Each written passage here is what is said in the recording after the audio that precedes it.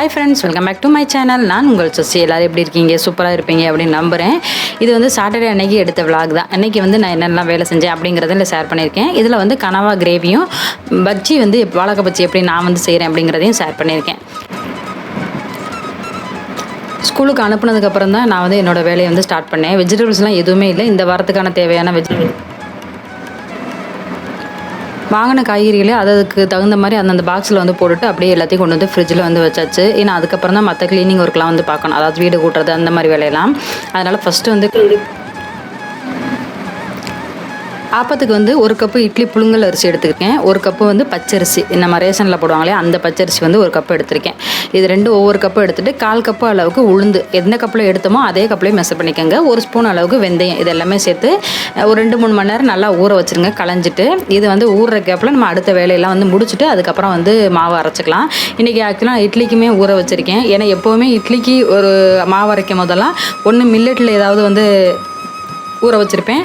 அப்படி இல்லைன்னா இந்த மாதிரி ஆப்பம் இது மாதிரி ஏதாவது ஒரு ரெசிபி வந்து கண்டிப்பாக வந்து ஊற வச்சுருவேன். அப்போ வந்து நம்மளுக்கு ஒரு 2-3 நாள் கொஞ்சம் எக்ஸ்ட்ராவாக வரும். கனவா வந்து கிடச்சிருந்தது. நான் இங்கே வந்துட்டு கனவா வாங்கி சமைச்சதே கிடையாது. இதுதான் ஃபஸ்ட் டைம். ஏன்னா நான் வந்து இங்கே பெரும்பாலும் நாங்கள் வாங்க மாட்டோம். எனக்கு க்ளீன் பண்ணுறதுக்கும் அந்த அளவுக்கு தெரியாது. சரி, தெரிஞ்சவங்க ஒருத்தவங்ககிட்ட சொல்லி வச்சுருந்தா அவங்களும் வந்திருக்குன்னு சொல்லி வர சொல்லியிருந்தாங்க. சரின்ட்டு என் ஹஸ்பண்ட் வந்து வாங்கிட்டு வந்து கொடுத்துட்டு அவங்க வந்து ஆஃபீஸுக்கு கிளம்பிட்டாங்க. இதை வந்து நான் எப்படி கிரேவி வைக்கிறேன் அப்படிங்கிறத இதை ஷேர் பண்ணியிருக்கேன். நான் வந்து சிம்பிளாக தான், ரொம்பலாம் இதில் மசாலாவோ இல்லை தக்காளி இதெல்லாம் வந்து போட மாட்டேன். எப்படி வைக்கிறேங்கிறத நான் காமிச்சிருக்கேன். இது வந்து எங்கள் ஊரில் எங்கள் அம்மா வீட்டில் வைப்பாங்க. அந்த மெத்தடில் தான் நான் வந்து வச்சுருக்கேன். கொஞ்சமாக எண்ணெய் ஊற்றி சோம்பு, உளுந்தம்பருப்பு, கருவேப்பிலை, சின்ன வெங்காயம் கட் பண்ணி நல்லா தாராளமாக இதில் சேர்த்து நல்லா வதக்கிக்கிறேன். இதெல்லாவோட பச்சை வாசனை போனதுக்கப்புறம் நம்ம கட் பண்ணி வச்சுருக்க பாதி தக்காளி அதையும் இதில் சேர்த்துக்கிறேன். 1 ஸ்பூன் அளவுக்கு இஞ்சி பூண்டு பேஸ்ட்டு வந்து இதில் கொஞ்சம் தாராளமாகவே சேர்த்துக்கோங்க. ஏன்னா கனவா வந்து சில பேருக்கு வந்து செரிமானம் ஆகாது, அதுக்காக தான். அதனால் நான் அதில் கொஞ்சம் 1 ஸ்பூனுக்கு மேலேயே தான் இஞ்சி பூண்டு பேஸ்ட்டு போட்டிருக்கேன். இது எல்லாமே போட்டு நல்லா வதங்கினதுக்கப்புறம் தக்காளி உங்களுக்கு வேணும்னா கொஞ்சம் கூட சேர்த்துக்கலாம். எனக்கு தக்காளி கம்மியாக போதுங்கிறதுனால நான் கம்மியாகவே சேர்த்துருக்கேன். கொஞ்சமாக மஞ்சள் தூள், அதுக்கப்புறம் காரத்துக்கு தகுந்த மாதிரி மிளகாய் தூள் சேர்த்துட்டு நல்லா மசாலாவோட வாசனை போகிற வரைக்கும், பச்சை வாசனை போகிற வரையும் வதக்கி விட்டுருங்க. இப்போ நம்ம கட் பண்ணி க்ளீன் பண்ணி வச்சுருக்க அந்த கனவாயை இதில் சேர்த்துக்கலாம். கனவா வந்து அப்படியே எல்லாமே க்ளீன் பண்ணி கொடுத்துட்டாங்க. நாங்கள் வீட்டில் வாங்கிட்டு வந்து கட் பண்ணி திருப்பி நம்ம ஒரு கழுவிட்டு அதுக்கப்புறம் வந்து நான் குக் பண்ணுறேன். கனவாயை போட்டதுக்கப்புறம் நல்லா மிக்ஸ் பண்ணி விட்டுருங்க. தேவையான அளவு உப்பு சேர்த்துக்கோங்க. இதில் வந்து தண்ணி எதுவுமே நீங்கள் விட வேணாம். கொஞ்சம் நேரம் மிக்ஸ் பண்ணி வச்சுட்டு அப்படியே லைட்டாக மூடி வச்சிங்கன்னா அந்த கனவாவிலேருந்து தண்ணி விட்டு வரும். அதுக்கப்புறம் பார்த்திங்கன்னா உங்களுக்கு பத்தலை அப்படின்னா நீங்கள் தண்ணி விட்டு இதை வந்து வேக வச்சு எடுத்துக்கலாம். நான் வந்து அப்படி தான் வைக்க போகிறேன். பாருங்கள், நல்லா மிக்ஸ் பண்ணியாச்சு, உங்களுக்கு பார்த்தாலே தெரியும். இப்போ வந்து கொஞ்சம் நேரம் மூடி வச்சுருவோம். மூடி வச்சதுக்கப்புறம் அது எவ்வளவு தண்ணி விட்டு வருதுன்னு நீங்களே பாருங்கள். இப்போ பாருங்கள், தண்ணி நல்லாவே விட்டு வந்திருக்கு. இவ்வளோ தண்ணி, நான் ஒரு சொட்டு தண்ணி கூட அதில் ஊற்றலை. தண்ணி விட்டு வந்ததுனால அது அப்படியே எனக்கு இந்த தண்ணியே போதுமானது. இதை இப்போ குக்கர் போட்டு மூடி போட்டு ஒரு 2-3 விசில் வச்சு எடுத்துக்கிறேன். கனவா வந்து பெரிய கனவா இருந்துச்சுன்னா உங்களுக்கு சீக்கிரமாக வெந்துடும். சின்ன கனவா இருந்துச்சுன்னா கொஞ்சம் லேட் ஆகும். அதனால் அதுக்கு தகுந்த மாதிரி விசில் விட்டு எடுத்துக்கலாம். நான் இன்றைக்கி லஞ்சுக்கு வந்து பாப்பாவுக்கு தேங்காய் பால் சாதமும் சேனக்கிழங்கு வறுவல் தான் ரெடி பண்ணியிருந்தேன். இந்த தேங்காய் பால் சாதத்தோடு இந்த கனவா கிரேவி வச்சு தான் எங்களுக்கு மத்தியானம் லஞ்சு. அதனால் சேனக்கிழங்கு வச்சு பாப்பாவுக்கும் என் ஹஸ்பண்டுக்கும் வந்து கொடுத்து விட்டாச்சு. ஏன்னா இது கொஞ்சம் லேட்டாக தான் நான் குக் பண்ணேன், அதனால் அவங்களுக்கு கொடுக்க முடியாது. நல்லா சுருள அந்த தண்ணி வத்துற வரைக்கும் நல்லா மிக்ஸ் பண்ணிவிட்டு கடைசியாக வந்து மல்லித்தலையை தூவி இறக்கிட்டீங்கன்னா சூப்பராக வந்து கனவா கிரேவி வந்து ரெடி. தயிர் சாதத்துக்கு, ரச சாதத்துக்குலாம் சூப்பராக இருக்கும். இன்றைக்கி வந்து இந்த தேங்காய் பால் சாதத்தோடு தான் நாங்கள் வந்து சாப்பிட போகிறோம். அதை வேறு ஒரு பாத்திரத்துக்கு மாற்றிட்டு அந்த மசாலாவோட கொஞ்சம் ரைஸ் போட்டு சாப்பிடும்போது டேஸ்ட் வந்து நல்லாயிருக்கும். அதனால தான் நான் வந்து அதையும் போட்டு சாப்பிட்டுட்டேன்.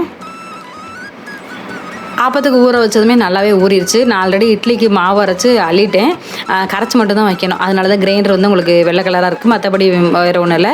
ஆப்பத்துக்கும் போட்டு விட்டேன், அந்த ஆடிக்கிட்டு இருக்குது. இதுக்கடையில் நான் இட்லிக்கு அரைச்ச மாவு இருக்கு இல்லையா, அதையுமே வந்து நல்லா அடித்து கலக்கி வேறு ஒரு பாத்திரத்துக்கு மாற்றிக்கிறேன். ஏன்னா ஒரு வாரம் ஃபுல்லாக நம்மளுக்கு வந்து மேனேஜ் பண்ணணும் அப்படின்னா கண்டிப்பாக இட்லி மாவு, தோசை மாவு வந்து கண்டிப்பாக இருக்கணும். அப்படி இல்லைன்னா நம்மளுக்கு கையும் ஓடாது, காலும் ஓடாது. அதுவும் ஸ்கூல் டேஸில் கண்டிப்பாக வந்து மாவு இருக்கணும். என்னை பொறுத்த வரைக்கும் அப்படி தான். மாவு இருந்துட்டு சைடில் வந்து வேறு ஏதாவது டிஃபன் வந்து நான் ரெடி பண்ணிக்குவேன். அப்படி இல்லை அப்படின்னா சுத்தமாகவே எனக்கு மாவு இல்லைன்னா சரியாக வராது. அதனால் மாவு அரைச்சி வச்சுட்டேன். அதுக்கப்புறம் அப்படியே கொஞ்சம் ப்ரீ ப்ரிப்ரேஷன் வேலையெல்லாம் கொஞ்சம் பார்த்துடலாம் அப்படின்னு சொல்லிட்டு, ஏன்னா இன்றைக்கி வந்து தேங்காய்லாம் என் ஹஸ்பண்ட் வந்து வாங்கிட்டு வந்திருந்தாங்க. வாங்கிட்டு வந்ததுக்கப்புறம் ஏற்கனவே திருவி வச்ச தேங்காய்லாம் எனக்கு காலி ஆயிடுச்சு. அதனால் தேங்காய் வாங்கிட்டு வந்ததையும் அதில் ஒரு 3 தேங்காயை உடச்சி அந்த தோலெல்லாம் ரிமூவ் பண்ணிவிட்டு சின்ன சின்ன க்யூபாக இந்த மாதிரி கட் பண்ணி மிக்ஸி ஜாரில் பல்ஸ் மோடில் போட்டு எடுத்தோம்னாக்க நம்மளுக்கு சூப்பராக வந்து தேங்காய் பூ வந்து நல்லா ஒயிட்டாக வந்து கிடைக்கும். இது வந்து நான் ரெகுலராக இப்படி தான் வந்து பண்ணுவேன். பெரும்பாலும் வந்து எனக்கு ஒரு தேங்காய் வந்து 2-3 தேங்காவாவது உடச்சி துருவி வச்சுட்டேன். அன்றைக்கி டே ஃபுல்லாக அந்த வாரம் ஃபுல்லாக எனக்கு வந்து கொஞ்சம் டென்ஷன் இல்லாமல் காலை நேரத்தில் ரொம்ப யூஸ் ஆகும். நம்ம வந்து சமைக்கிறதுக்கு காலையில் எந்திரிச்சோடனே அதை தூக்கி வெளியில் வச்சுட்டா நம்ம எடுத்து யூஸ் பண்ணுறதுக்கு கரெக்டாக இருக்கும். சட்னிக்கு இருந்தாலும் சரி, குருமாவுக்கு இருந்தாலும் சரி, பொரியல் குழம்பு எதுக்குனாலுமே அதை எடுத்து யூஸ் பண்ணிக்கலாம். பல்ஸ் மோடில் போட்டு ஒரு பாக்ஸில் போட்டு ஏர்டைட் பாக்ஸில் போட்டு ஃப்ரீசரில் வச்சிட்டோம்னாக்க நம்ம தேவைப்படுறப்ப எடுத்து வச்சுக்கலாம். இது வந்து கொஞ்சம் தேங்காய் வந்து மிச்சம் வச்சுருக்கேன். இது எதுக்குன்னு பார்த்தீங்கன்னா, நம்ம ஆப்பம் மாவு அரைக்கிறோம்ல அதில் போடுறதுக்காக தான் எடுத்து வச்சுருக்கேன். இந்த மாதிரி துருவி வச்சுட்டா டக்கு டக்குன்னு எடுத்து யூஸ் பண்ணுறதுக்கு ரொம்ப வசதியாக இருக்கும். ஆப்பத்துக்கு ஃபஸ்ட்டு வந்து ரைஸ் போட்டு தான் ஆட்டணும். நான் அதை மறந்துட்டேன் சுத்தமாகவே. அதுக்கப்புறம் போட்டால் அது வந்து அரைப்படாது. அதனால் நான் மிக்சியில் போட்டு அரைச்சிட்டு அப்புறம் அதில் சேர்த்துக்கிறேன். ஏன்னா இது ஒரு கப்பு சாதமாவது நம்ம வந்து போடணும் ஆப்பத்துக்கு. அப்போ தான் வந்து நல்லாயிருக்கும். எப்போவுமே ஆப்பத்துக்கு மாவு அரைக்கும் போது ஃபஸ்ட்டு சாதத்தை போட்டு ஆட்டிட்டு அதுக்கப்புறம் அரிசி போடணும். ஏன்னா இல்லைன்னா அந்த அரிசி வந்து சோறு வந்து முழுசாக இருக்கும், அரைப்படாது. அதனால் நான் வந்து மறந்துட்டேங்கிறதுனால மிக்ஸி ஜாரில் போட்டு அதை வந்து அரைச்சிட்டு அதில் சேர்த்துருக்கேன். இதுலேயே வந்து தேங்காய் பூவையும் சேர்த்து தேவையான அளவு உப்பும் சேர்த்து நல்லா நைஸாக அரைச்சி எடுத்துக்கலாம். இது கொஞ்சம் நேரம் ஆடட்டும். இந்த ஆப்பமாவுலேயே நம்ம பணியாரமும் செஞ்சுக்கலாம், ரொம்ப நல்லாயிருக்கும். இல்லை தோசையும் ஊற்றலாம், இல்லை ஊத்தப்பம் ஊற்றினா இன்னுமே நல்லாயிருக்கும். ஏன்னா இதில் ரைஸ் போட்டுக்கனால நல்லா மெத்துன்னு ஊத்தப்பம் வந்து சூப்பராக வரும். ஆப்பத்துக்கு அரைச்சி வச்சிட்டோம்னாக்க கொஞ்சம் கூடவே சேர்த்து ஃப்ரீசரில் வச்சுட்டோம் அப்படின்னா அடுத்த நாள் பணியாரமோ இல்லை ஊத்தப்பமோ இந்த மாதிரி ரெடி பண்ணுறதுக்கு நம்மளுக்கு யூஸ்ஃபுல்லாக இருக்கும். அதனால தான் நான் வந்து கொஞ்சம் ஆப்பத்துக்கும் தனியாக வந்து அரைச்சி வச்சுக்கிட்டேன். அதுக்கப்புறம் கையோட கிரைண்டரையும் கழுவி வச்சுட்டேன். நம்ம அதை அப்புறம் கழுவிக்கலாம்னு நினச்சோம்னாக்கா அது காஞ்சு போயிடும், அது எக்ஸ்ட்ரா வேலையாக தான் இருக்கும். அதனால் கையோட கழுவிட்டோம்னாக்கா அந்த வேலை வந்து முடிஞ்சிடும்.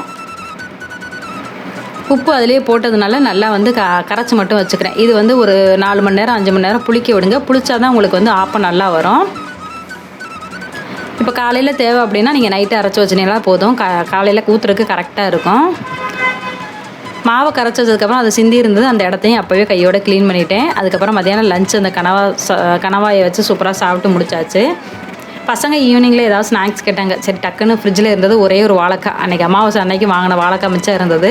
சரி அதை வச்சு நம்ம பசங்களுக்கு வந்து வாழைக்காய் பஜ்ஜி வந்து ரெடி பண்ணிடலாம் அப்படின்னு சொல்லிட்டு அதுதான் வந்து ரெடி பண்ணிகிட்ருக்கேன். இங்கிட்டு ஒரு பக்கம் வாழைக்காய் வந்து துருவி எடுத்துக்கிறேன். ஏன்னா இந்த வாழைக்காய் சீக்கிரம் கட்டாக இருக்கும் இல்லையா, அதுதான் வாங்கணும்னு ஒரு தடவை நினைக்கிறது. ஆனால் எனக்கு அது வாங்கவே மறந்து போயிடும். கடைசியில் இதில் தான் துருவுற மாதிரி இருக்கும். அதையும் எப்படியோ சீச்சு எடுத்து வச்சுட்டேன். இதில் வந்து பச்சி மாவுக்கு நான் மிக்சர்லாம் வாங்க மாட்டேன், நானே வீட்டிலேயே ரெடி பண்ணுறது தான். 4 ஸ்பூன் அளவுக்கு கடலை மாவு எடுத்திருக்கேன். நான் கொஞ்சமாக செய்ய போகிறதுனால நான் ஸ்பூன் கணக்கு சொல்கிறேன். உங்களுக்கு நிறைய வேணும்னா கொஞ்சம் கூடவே சேர்த்துக்கலாம். ஒரு 2 டேபிள் ஸ்பூன் இல்லை 3 டேபிள் ஸ்பூன் அளவுக்கு பச்சரிசி மாவு வந்து சேர்த்துக்கோங்க. இதில் தேவையான அளவு உப்பு, கொஞ்சம் பெருங்காயத்தூள், சோம்புத்தூள், காரத்துக்கு தகுந்த மாதிரி மிளகாய்த்தூள், இது எல்லாமே சேர்த்துக்கோங்க. பூண்டு கூட நீங்கள் இடித்து சேர்க்கலாம், அதுவும் அந்த வாசமாக இருக்கும். சேர்த்துட்டு தண்ணி ஊற்றி நல்லா மிக்ஸ் பண்ணிக்கோங்க. உங்களுக்கு கலர்ஃபுல்லாக வேணும் அப்படின்னா நீங்கள் காஷ்மீரி மிளகாய் பவுடர் இருந்தால் நீங்கள் சேர்த்துக்கலாம். அப்படி இல்லைன்னா கேசரி பவுடர் சில பேர் சேர்ப்பாங்க. நான் அதெல்லாம் வந்து சேர்க்கலை. நார்மலாக நம்ம வீட்டில் இருக்கக்கூடிய மிளகாத்தூளே சேர்த்து தேவையான அளவு தண்ணி ஊற்றி இந்த மாதிரி மிக்ஸ் பண்ணி எடுத்துக்கிறேன். இந்த அளவுக்கு இருக்கணும், அப்போ தான் வந்து பஜ்ஜியை போட்டு எடுக்கும்போது கரெக்டாக இருக்கும். அது ரெடி பண்ணி வச்சுட்டு அடுப்பில் வந்து எண்ணெய் ஊற்றி வச்சுருக்கேன். அது எண்ணெய் ஹீட் ஆகி காயறதுக்குள்ளேயும் நம்ம சட்னி வந்து ரெடி பண்ணிடலாம். ஏன்னா பஜ்ஜிக்கு வந்து கண்டிப்பாக சட்னி இல்லைன்னா சாப்பிட மாட்டாங்க, அதனால் நானுமே சாப்பிட மாட்டேன். அதனால் கொஞ்சம் சட்னி வந்து டக்குன்னு ரெடி பண்ணிடலாம்னு சொல்லி பச்சை மிளகா, பூண்டு, கருவேப்பிலை, உப்பு, தேங்காய், பொட்டுக்கடலை எல்லாமே போட்டு தண்ணி ஊற்றி நான் அரைச்சி வச்சிட்றேன். சட்னி வந்து டக்குன்னு ரெடி ஆயிரும், அங்கிட்ட எண்ணெயும் வந்து காஞ்சிரும். இதுக்கப்புறம் இது வந்து தாளிகன்னு கூட அவசியம் இல்லை, அப்படியே தொட்டு கூட சாப்பிட்லாம். நான் இன்றைக்கி தாளிகெல்லாம் இல்லை, அப்படியே தான் தொட்டு சாப்பிட போகிறேன். அந்த பச்சி மாவுலேயே நம்ம காஞ்சிரு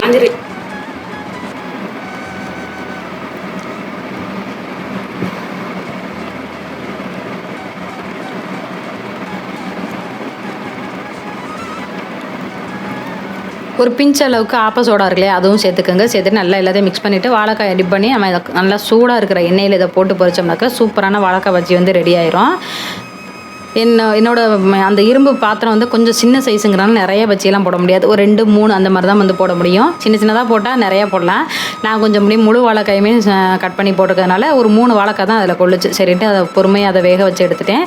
வாழைக்காவை பொறுத்த வரைக்கும் எப்போவுமே மீடியம் ஃப்ளேம்லேயே ஸ்லோ ஃப்ளேம்லேயே வைக்கக்கூடாது. ஹை ஃப்ளேமில் வச்சு நான் 2 பக்கம் ஒரு பக்கம் வெந்ததுக்கப்புறம் திருப்பி போட்டு இன்னொரு பக்கம் வேக வச்சு எடுத்துடலாம். இதே நமக்கு பணியாரம் ஊற்றுறதுன்னா அதுக்கு வந்து மீடியம் ஃப்ளேமில் வச்சு தான் ஊற்றணும். ஏன்னா அந்த உள்ள மாவு வந்து நல்லா வேகணும், அதனால் அதுக்கு வந்து மீடியம் ஃப்ளேமில் தான் வந்து ஊற்றணும். வச்சு சூப்பராக ரெடி ஆயிடுச்சு. அதை அப்படியே ஓனா ஊற்றி எடுத்துக்கிட்டு இருக்கேன். ஏன்னா என் பசங்களுக்கு அந்த சுட சுட வச்சு கொடுத்தோம்னாக்கா நல்லா சாப்பிடுவாங்க. அதனால் பச்சியை வந்து சூடாக போட்டு தேங்காய் சட்னியை வச்சு பசங்களுக்கு கொடுத்துடலாம் அப்படின்னு சொல்லிட்டு அதை எடுத்து வச்சுக்கிட்டு இருக்கேன்.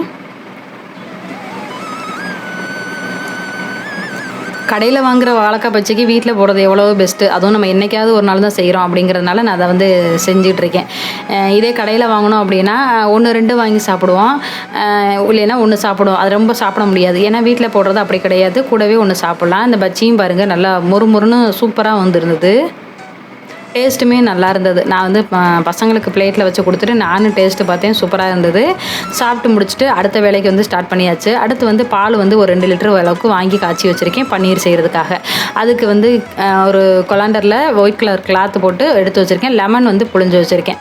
இதெல்லாம் வந்து வாரத்தில் ஒரு நாள் கண்டிப்பாக நான் ஏதாவது செஞ்சுருவேன். ஏன்னா அப்போ தான் வந்து அந்த வீக்குக்கு ஏதாவது ப்ரோட்டீன் ரிச்சாக நம்ம ஏதாவது செய்கிறதுக்கு யூஸ்ஃபுல்லாக இருக்கும். ஒன்று சப்பாத்தியாக இருக்கட்டும், இல்லை அதாவது மசாலா பராத்தா மாதிரி வந்து செய்யலாம். அப்படி இல்லைன்னா பன்னீர் கிரேவி வந்து செய்யலாம். இந்த மாதிரி எதுனாலும் செய்கிறதுக்கு யூஸ்ஃபுல்லாக இருக்கும். அதனால அடிக்கடி நான் அதையும் செஞ்சு வச்சுருவேன்.